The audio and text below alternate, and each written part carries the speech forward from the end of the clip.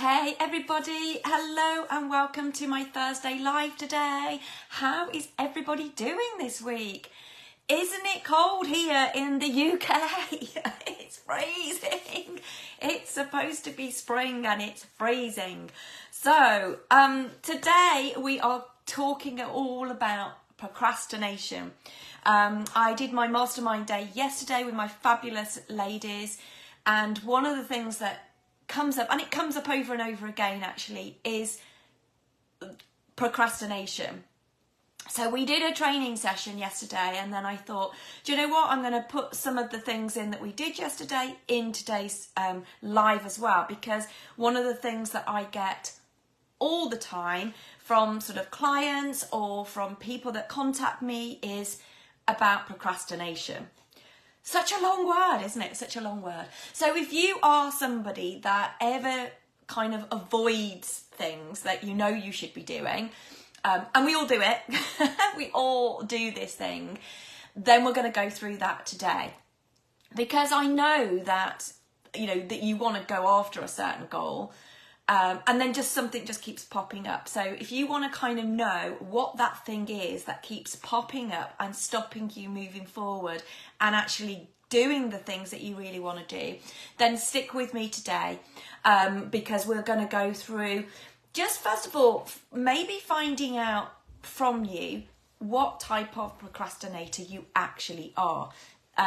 You might think, oh, there can only be one type of it, but there isn't. There's several types, and we're going to go through those today, because I think once you understand, you know, what your personality type is, for instance, and you know, the reason why you personally are procrastinating, you know, what's your triggers, what are your things, then I've actually put some tips today to actually deal with those particular traits. So I hope you find that really useful. Before we start, if anybody is here live, do put some comments in the live. If you are here live, say hello and just come in and maybe pop in where you procrastinate at the moment, which is in your areas. Hey Sandy, lovely to see you. And I've just seen Helen as well. Hi, hey Helen, how are you doing?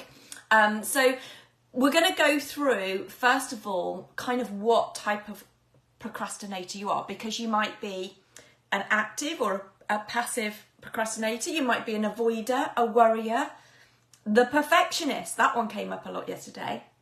The non-committer. I'm seeing a lot of non-committers around at the moment. And the dreamer. So which ones are you? Now, procrastination is particularly challenging. It's one of those kind of habits, isn't it, that is quite challenging anyway, but it's particularly challenging when you are in business, because, you know, there's nobody is left to kind of pick up the pieces and do those things for us. So it's almost like, you know, we're putting things off, there's nobody else to pick it up, which just leads to overwhelm, which leads to probably more overwhelm, because that's what we're doing.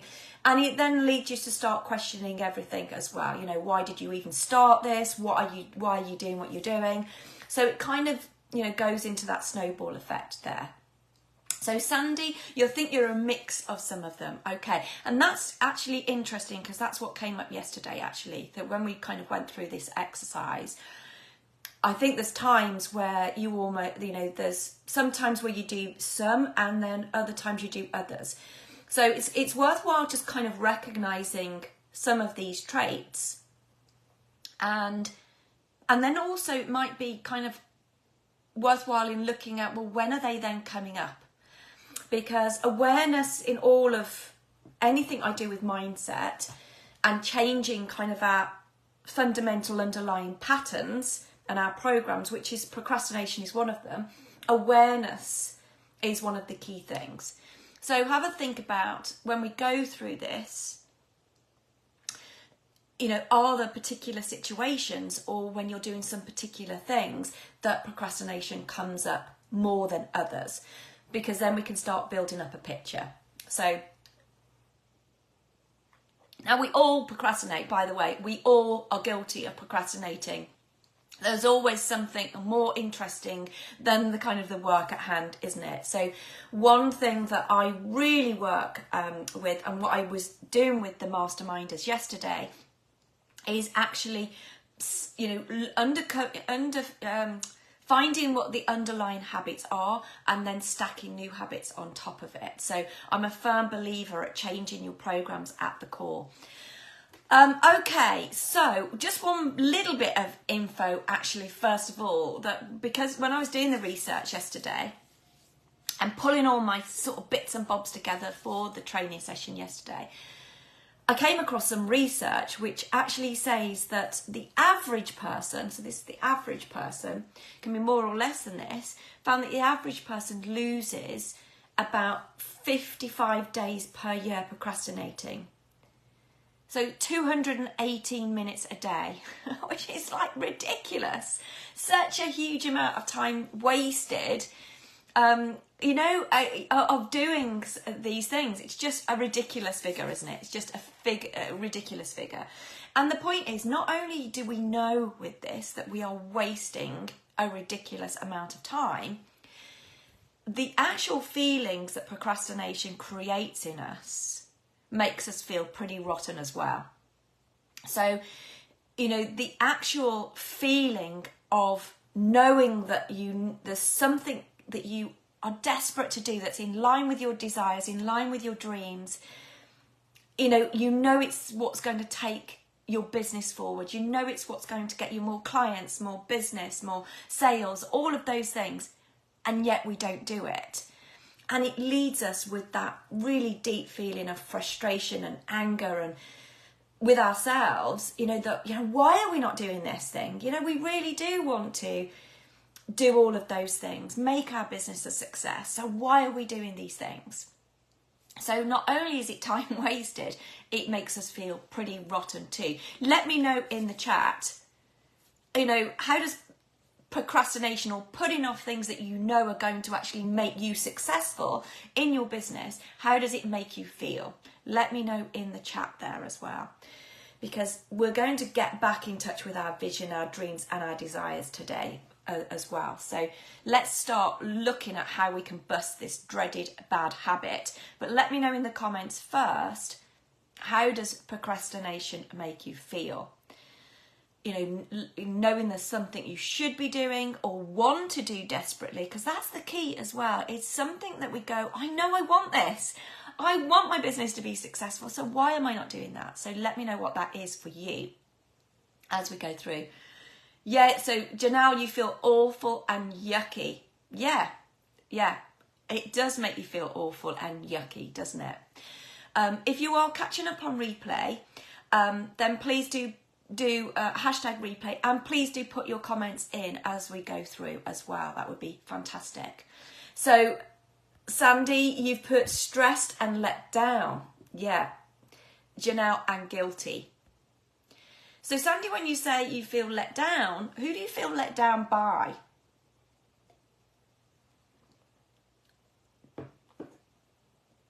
Let me know in there. Okay, so we're going to look at busting this habit today, and I've got some really great, we're going to look at what sort of traits that you maybe follow, and then we are going to start looking at some little tips that you can actually start doing today to overcome it. So let down by yourself, yeah, absolutely. So it's frustrating, isn't it, when we let ourselves down? Okay, so what we're going to do first of all is we're going to almost categorise your procrastination, because the aim of that is once we actually know what category it falls into and we understand ourselves better and what our triggers actually are, we can then overcome the habit better. And the first thing that I want you to do today is starting to become aware of your procrastination habits. I want you to ask yourself this question, and I want you to write this down. Does this particular behaviour help me be the person I want to be? So I want you to start noticing when you are procrastinating. And when you do, make some notes about it. You know, what were you doing? What environment were you in? Where were you? Who were you with? What were you doing? And then ask yourself, does this particular behaviour help me be the person I want to be? I'm hoping that it will be a resounding no, that actually when you're procrastinating, it's not helping. It's the bit that's pulling you away from your desires. It's the biggest thing that I see that keeps people stuck, that pulls them away from their desires. So that's your question that I want to ask yourself. So please make a note of that question. Now, there are several types of procrastinators, and I'm going to go through them today. And you might find as I go through them that you recognise one, two, or more of the characteristics. The first two are active and passive procrastinators. So your active is what we sort of class as, you know, the positive procrastinator. These are those people that purposely procrastinate because they feel better, or they feel that they work better under pressure. So they're almost actively procrastinating. And I can be one of those. I'll be honest. I can be one of those. You know, there's nothing more satisfying that I have than, you know, the deadline, and I'm doing things at the deadline. But I put things in place now to stop doing that, because I know it's not a characteristic that is going to be sustainable in the long term. So whilst it can be a good motivator to get you off the starting blocks, it's actually not good in the long term with that one. And actually what you have to be careful of, and one of the things that we picked up yesterday really, is I obviously do a lot of work around money mindset. Sorry, I've got a bit of a sore throat from yesterday, actually. A bit of a tickly throat. It can be linked to money blocks, this one. And the reason why I say it can be linked to money blocks, and you might resonate with this one, is that it can be linked to the need to work hard to get money. So when money comes to us easily, we reject it. And so active procrastination can also fall under the money block of, I have to work hard to earn money. So let me know if that one resonates with you. And what I mean by that is that we like the struggle, or part of our limiting beliefs around money are that we've got to keep working harder in order to earn more. And so that's why this one falls into that one, because we put ourselves through the struggle of working rather than allowing money to come easily to us.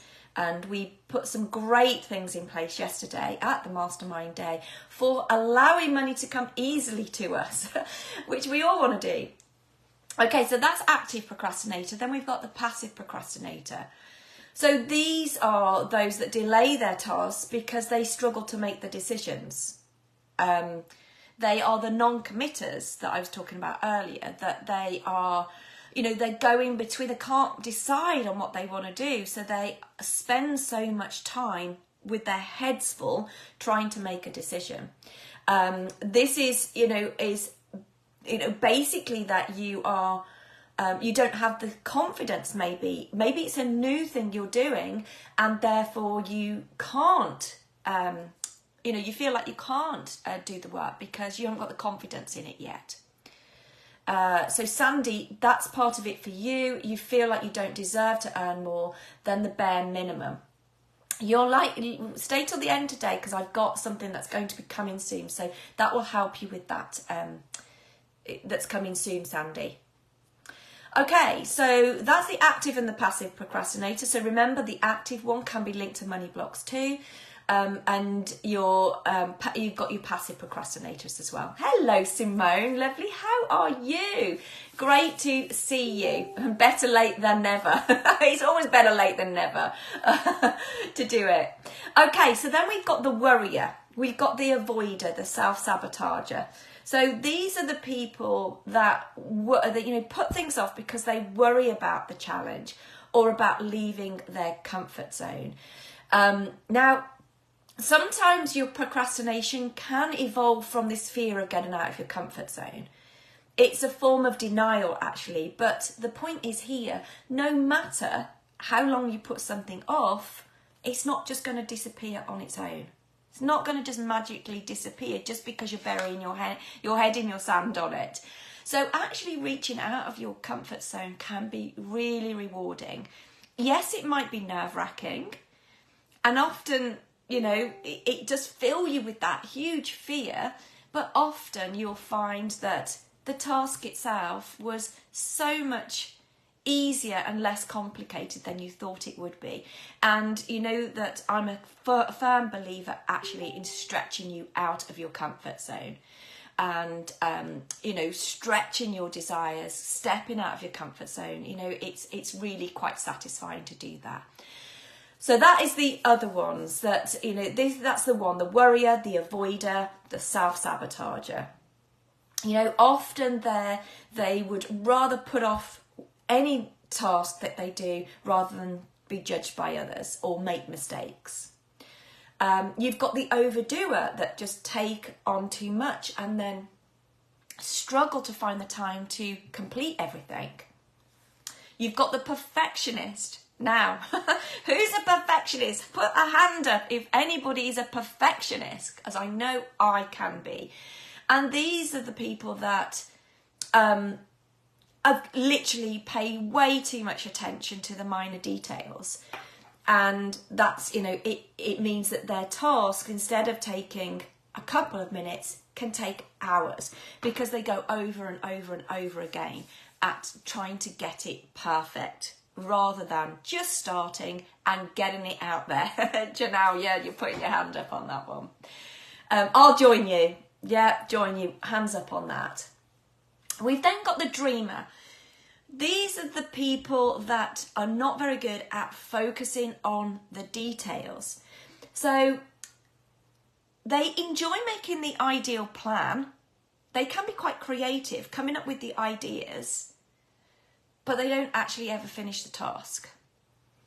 So, you know, they have loads of ideas flying around their heads, but they can often live in the dream world. So they would rather do a very pretty plan of what their ideas are, rather than actually doing the action to put the plan into effect. You've then got the crisis maker. The crisis maker also falls into like the active procrastinator. This is the person that literally prefers working under the pressure of the tight deadlines, but deliberately pushes the work back at the last minute. So they get off on the crisis bit. Now, whereas I'm probably more active in that I do work better under pressure, I'm not somebody that will leave something that if I've got to get it in by, you know, I won't be leaving it right to that the last second. But I can drag my time right out there because, you know, they find it exciting. These people find it exciting and believe they work best when working under pressure. But that just leads to bad time management on that one. The busy bees, the last one before we move on is the busy bees. They've always got loads going on. These type of procrastinators are always also the fussy ones. So they have trouble prioritising the task because they've got way too many of them. You've got way too many ideas and you've got so many things going on. Or they refuse to work on something that they feel is unworthy of their effort. So it could be something to do with like your admin work, or they keep putting off the emails or whatever. It might be things like that. And yeah, if you kind of like, you know, you've got so many things going on. Now, it actually takes between 20 and 30 minutes to regain your energy, get your focus back when you are swapping tasks. So if you think about it there, think how many much time you're wasting each day with your energy to refocus every time you change a task. So that one's, you know, you've got your busy bee ones there. Okay, so out of all of those, how many of those resonated with you all? Let me know in the chat there. Was there something that particularly resonated with you, or was there a bit of a few of them as we were going along? So let me know in there. Because, you know, finding what that kind of habit is the start of it. And we're going to just do some very simple techniques now. Some very simple. Now, they might seem really simple, but it doesn't mean they're easy. You know, it doesn't mean that they're actually easy to do. So remember that our first question as we're going through is, does this particular behaviour help me be the person I want to be? That awareness is key. Okay, so we've got, so I'm just going to kind of go through some of the techniques that I've got now that I know that really work for me. So we've got, one type is to actually focus on the worst first. So, you know, if you are, I mean, I quite like to, and I talked about this with my masterminders yesterday, that whilst I'm really good at keeping a daily log of my money in, money out, and those types of things, and I book money dates with myself and all of those, I'm really good at that. I'm not so good at putting all my accounts into my Xero system, and I'm submitting my accounts at the minute, and I've literally just spent days in submitting everything because I haven't been keeping up to it. And so at the moment, that is my worst task because but you know, that's down to me. It's down to me. So hands up, it's my fault. And it's, you know, for this year's accounts, it's going to be very different because I've already started doing it. But what I've actually been doing, what I found really worthwhile, is actually blocking out specific time to do that task in the morning. So that you're actually, you know, it's the bit that you're finding the most challenging. Do it in the morning, because then it, you know, for me, it's like, you know, when I've ticked it off my list, it's like, what a sense of achievement. And it will really build your momentum for a productive day ahead. So that's number one. Number two is, if you're a perfectionist, the bottom line is you've got to let it go. Stop overcomplicating things and be comfortable with that imperfect action. You know, and then I find that the next stage of that is to visualize that successful outcome with it. So if you can alter the negative feelings that come when you feel something is less than perfect, it can really change your perspective. So, because if you constantly seek out the perfection, you are always going to be disappointed.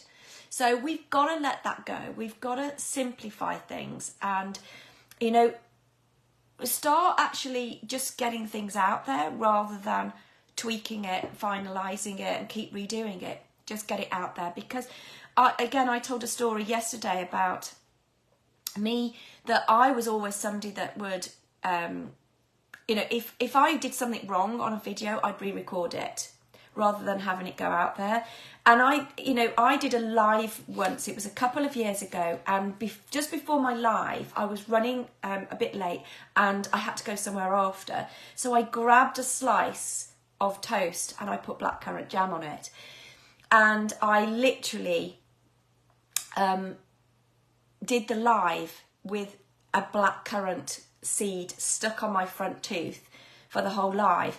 And then, you know, when Facebook almost does a freeze frame image and that's your thumbnail to advertise your live, you can imagine, can't you, that my face was like my grin with this piece of blackcurrant stuck to my tooth.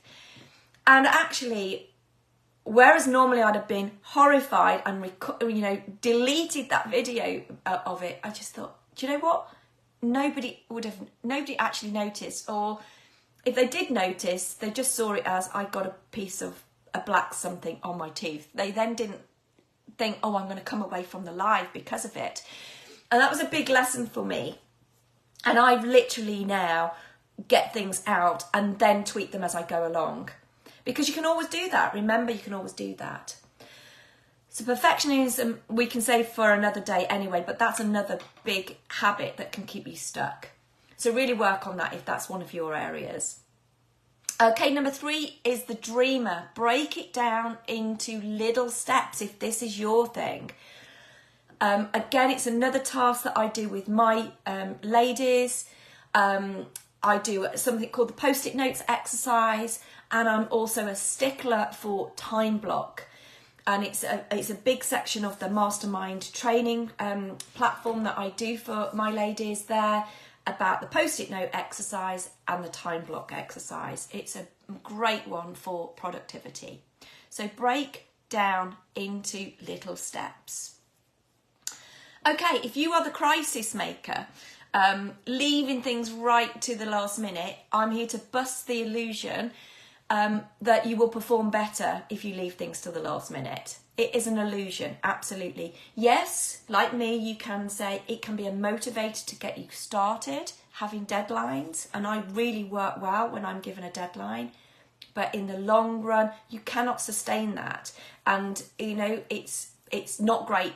It's not great if you spend 4 hours, you know, doing something because you need something in that afternoon. So you've got to cram it all in.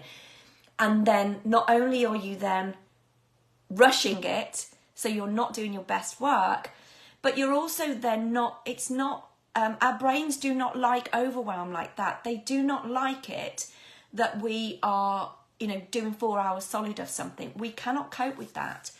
So the solution for this one is I'm going to talk to you about something called the Pomodoro technique.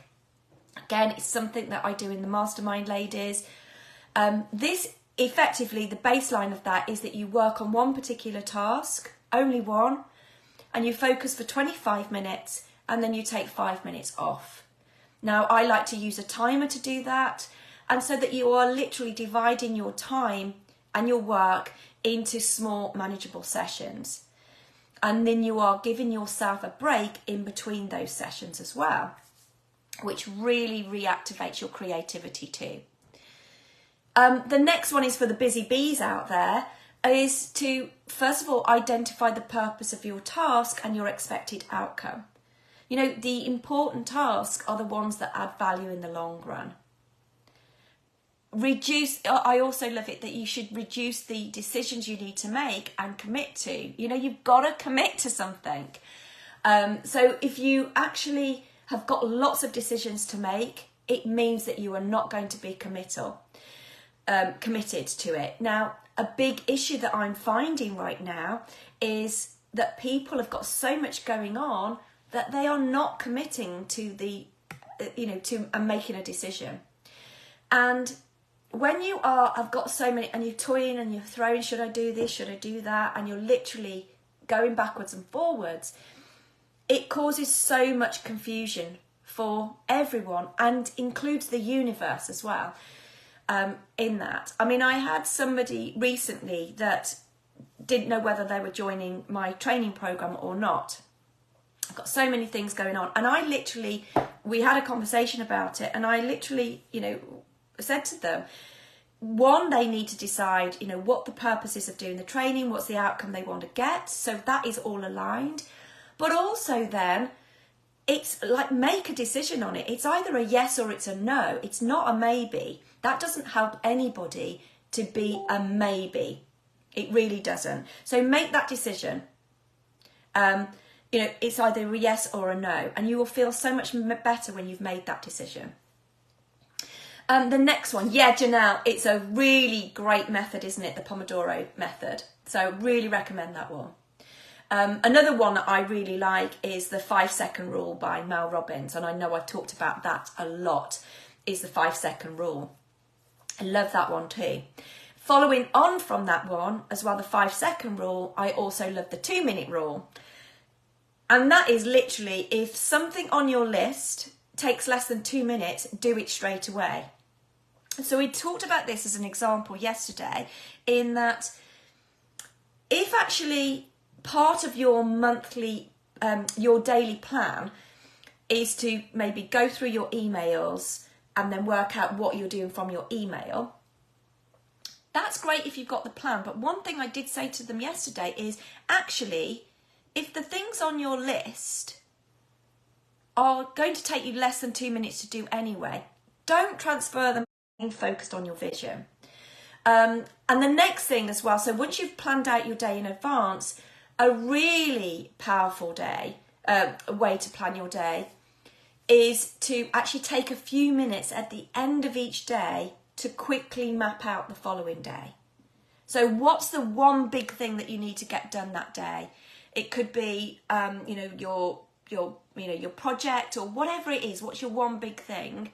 And also make sure that when you are planning your next day ahead, that you've got your non-negotiable habits in there as well. So is it things like, for me, my non-negotiables are my exercise, my yoga, going through my intention in the morning, setting my clear intention of what I want to do for the day, doing my meditations, doing journaling, whatever, gratitude. Those are the things are my non-negotiables. So make sure you do those too. And then finally, just give yourself a break on this. Don't beat yourself up too much about your procrastination. You are only human. So, get yourself a productivity or an accountability or a buddy that you can actually work with. So you're surrounding yourself with people that can motivate you rather than pull you down. And finally, the final bit on here is actually just get a grip and JFDI. We can do all the strategies, all the planning, all of the hypotheses in the world, but the bottom line is, you've got to take the action. So sometimes you just have to go JFDI and just do it. Okay, I'm finishing off now because I've got to go and collect my son from the airport. Just before I go, if anybody has any money blocks or any issues making money or receiving money easily or holding on to it or creating your perfect wealthy woman lifestyle, please DM me or put it in these comments so that you're the first to know about something I've got hugely exciting coming in April. So just let me know if that's something that you're struggling with right now. Anyway, guys, thanks so much, and I will see you all soon. Bye.